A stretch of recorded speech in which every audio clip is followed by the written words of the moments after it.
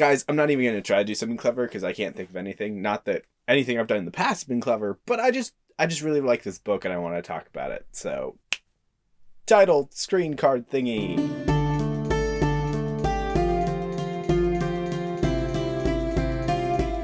Hello, welcome to my channel, which is The Ponderings of Pete. I am Pete. I talk about sci-fi books, I talk about fantasy books, I talk about some other random stuff like literary fiction, nonfiction, occasionally, albeit rarely, but I do.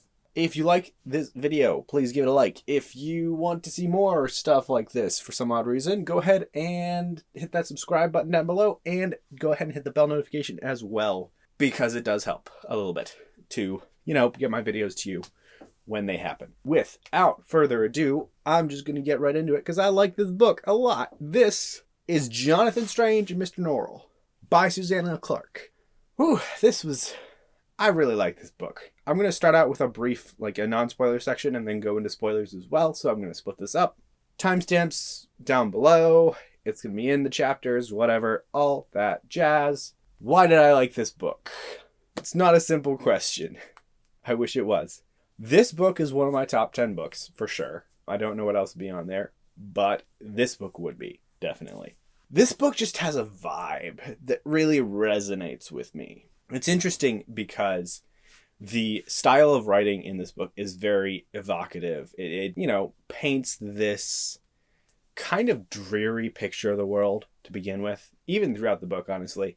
I think the bright spot, there's some bright spots that we get, but for the most part, it's a very dreary picture of the world, which is set in Regency era England, which is early 1800s, if I remember correctly, when the king was bonkers and his sons ruled, which was a great era of art and sciences for England, of just thriving culture, with some imperialism mixed in.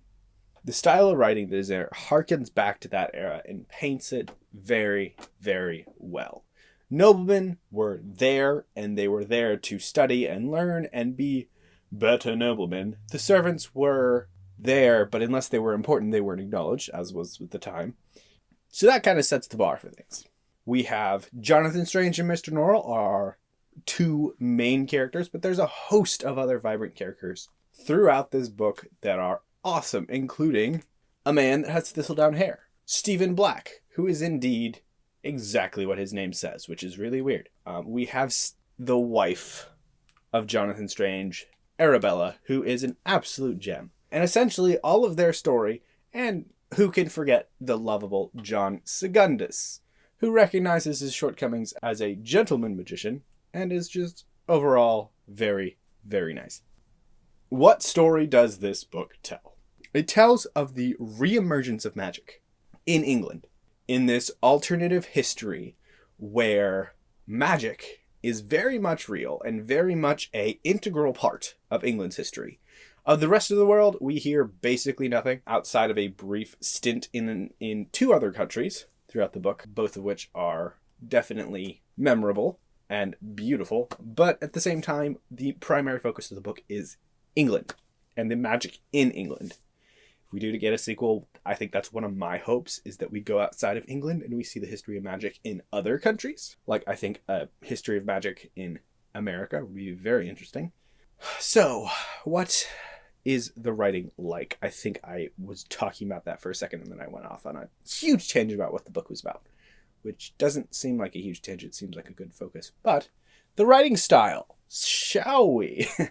So the writing style, as I said, is very evocative of this dreary place, which I think is very appropriate, especially considering the fact that magic was in this world, but it's not anymore, which I would think is a very dreary thing. It does some really interesting stuff because her writing style is not action-y. This entire book, I would tell you, is not a very action-packed book, which is reflected through the writing style and just the fact that there's very little actual action that happens in this book. I would go as far to say that there's basically no action in this book. There are events that happen that are crazy. Actually, no, I lied. There's a bit of action, but it's not like combat or anything like that. Even though there technically is a war on with Napoleon at the time of the book. And yes, if you're wondering, that does play into the plot at certain points. That's some of my favorite stuff in the book right there. To a certain extent, this book over-explains things sometimes. And I don't think that's a bad thing with this book. First of all, you have the relatively unfamiliar setting of Regency England. Could be unfamiliar for some people, but could be very familiar for a lot of others, whether if you have read things like Jane Austen, Sherlock Holmes, or anything else set in nobility era of England, which isn't an actual thing. It's a term I just made up. Essentially, when the nobility dominate society and the social constructs around that sort of society, English society, the very gung-ho Britain nobility, you'll be familiar with a lot of the setting. Essentially, if you know that sort of vibe, then you'll know this setting very well. But at the same time, this book is so subtly different from all of that, because it is alternative history with the magic and everything. It is so subtly different that a lot of things do need a bit of explaining, whether it is talking about fairy roads or anything like that. This whimsical invasion of England, it's not even truly like children whimsical. It's a dreary sort of whimsical, almost a dark whimsy that is kind of overlaid itself over England in this story as a vibe, not as like there's not a cloud over England that's sort of dark whimsy. That's kind of weird. Interesting, but weird. Especially in the beginning, there feels to be sadness in this land, almost, just because magic is not there anymore. But the explaining's needed, basically because there's so many little things that are different. Whether it is, telling about myths or random side stories, or just the breadth of literature that was basically created for this book. Like, not actually created, but like titles and subjects and all this other jazz about books that Susanna Clarke created for in this world. And she explains what's in them and like these literary arguments, because Jonathan Strange and Mr. Norrell are essentially nerds. Like, this is a book about magic nerds. And they're bringing magic back to England by actually performing magic. That's why this book also really resonates with me, because it's about two nerds. This book does an excellent job of taking all of these disparate pieces of plot, all these things that have happened, and bringing them together very, very nicely into a tied up bow at the end that leaves you wanting more in a good way, but feeling satisfied with how everything tied together. So in the beginning of this book, especially the first 2/3, you get this feeling of there's a lot of random stuff in this book that you're like, oh, there's a POV from this person. And half of the first part of 3 feels like it's not even from either of the main characters' perspectives. And all of that setting things up, which is just phenomenal. And it all ties back in the end. So that's kind of like the main thing, if you're reading this book, to remember that it all ties together. The world building in this story was large and mysterious, because this book is so subtly different. The history of this world is so subtly different. She kind of breadcrumbs out things, Susanna Clarke, whether it is talking about the Raven King, where you get certain mentions of the Raven King. You're like, who's this Raven King dude that happened? And then in the last book and a little bit of the last of the second book, you get like these more breadcrumbs of who the Raven King actually is. And all these different magicians that happen, you get to piece together bits and pieces of the actual magical history throughout this book, like the Golden Age, the R8 age, the Silver Age, and then like the modern day age of just like gentleman magicians that can't actually do magic, which is where the book starts. But you can piece that together for yourself throughout the book, through the footnotes, through the random comments that these nerds make about magical history, the arguments they have about significance of the magical history that was lost. It's so interesting. And while this book, I think if this was a single POV book, it wouldn't justify the thickness of this book, because this book really is a brick and it'd be really slow. But I think one of the things that contributes well to the pacing of this book and making it not feel slow is the switching of the points of view. There are at least 5 different points of view in this book, because they're switched through and cycled through, not in an orderly fashion, no, never, but just in a way that makes sense for the different storylines that are taking place. there's always something new. I didn't feel bored once reading this book. I was just like, this is great, and I'm learning things, and what is this? And it was so good. In conclusion, I really like this book, and you should read it. It's definitely feels slower because it's less action-packed, but it is not slow because of the switching of POVs and the world building. If you're fascinated by world building, you will definitely be engaged throughout this book because of the mysterious nature of the world building, which is great. So check out this book. We're going to go into spoilers now. Now that we've had the chance for people to, not, kind of go back and go buy the book now that they really want to read it. So, spoiler thoughts. I did a live show with Evie, with Bookborn, and with Leanne's Library. That will be linked up here. Had a lot of fun reading it. A lot of fun discussing this, just because it was, it's a beautiful book. So we want to talk more about it, despite it being released many, many moons ago. So here are a few things that I thought about as things that I really liked that I don't think we talked about in the live show. But if you want more extensive thoughts, definitely go watch the live show. It's great. So the first thing, Childermass. Childermass was a mystery through me, especially throughout my first read of the book when I read it, because this was my second read. Because it's just like, who is this man? Who is this man? He's random. He's a servant. He seems a lot more capable with things than a random servant would be. And it's obvious from almost the start that he can do magic to me. It's like, okay, this is weird. What's going on with this guy? And my theory for Childermass when I first read this was that he was a fairy. That, despite Norrell's averseness to fairies, he, in his young foolishness, had made a contract with a fairy. In fact, he probably had made a contract with a fairy that had hated fairies to a certain extent. So Childermass didn't like his own kind. So that was very, very interesting. To find out he wasn't a fairy and he was somehow connected to the Raven King, and the Raven King my theory of Raven King's grand plan to come back to England. Wow, that was cool. Like, it was definitely a surprise. It was a little bit hand-wavy, just because it was like, oh, he knows these things because, of course he would pick something up, being with Mr. Norrell for all these years.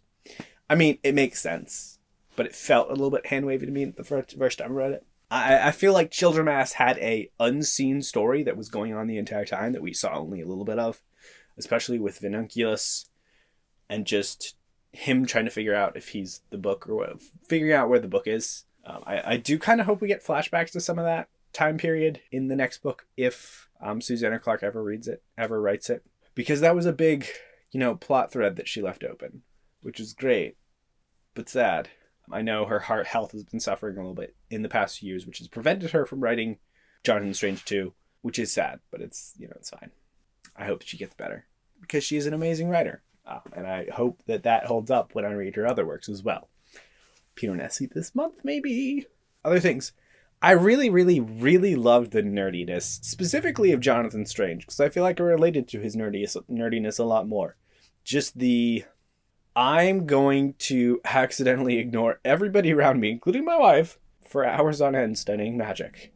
There definitely is a certain tragedy, because that is something that I have the propensity for, but I don't want to happen to me. I don't want to ignore the people around me, just because I'm so focused on something that all my bridges end up burning. So I definitely relate to the whole Jonathan Strange nerdiness thing. I would say Jonathan Strange is probably my favorite character in this book. I mean, being the most likable. I definitely, in my mind's eye, put him more likable than he probably is. So, it's just one of those things where I'm just like, oh my gosh, I feel for you so bad, but you shouldn't do that, and I don't want to do that too.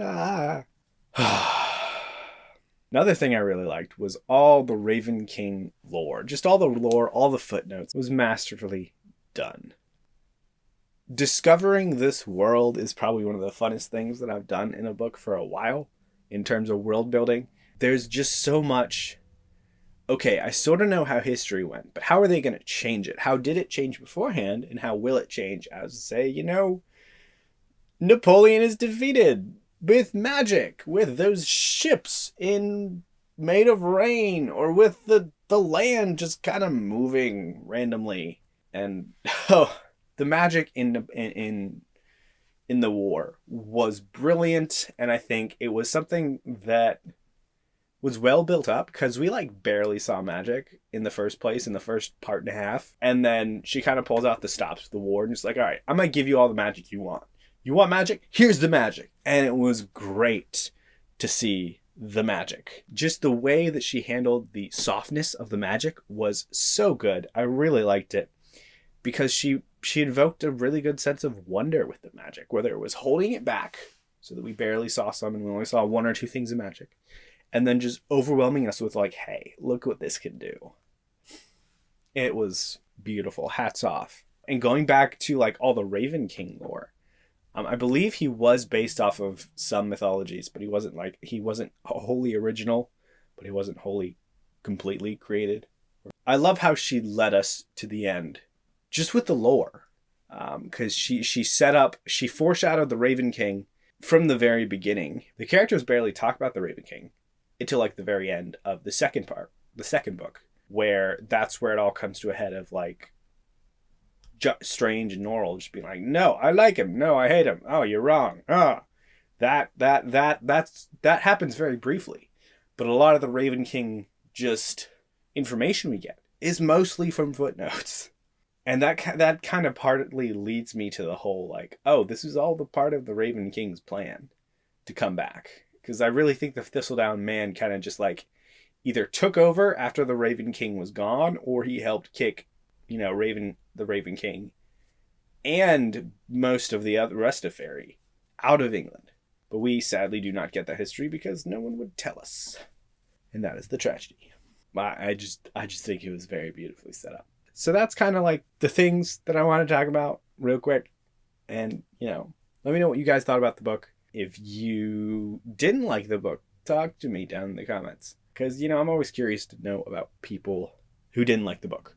Just because it's interesting and helps me understand different sides of the perspective. I don't think there's anything that can lessen my enjoyment of this book, especially this book. But, it's one of those things I'm just like, hey, people don't like my book. Why? Thank you for watching. If you got here, you're awesome. And remember to get some rest, because rest is super, super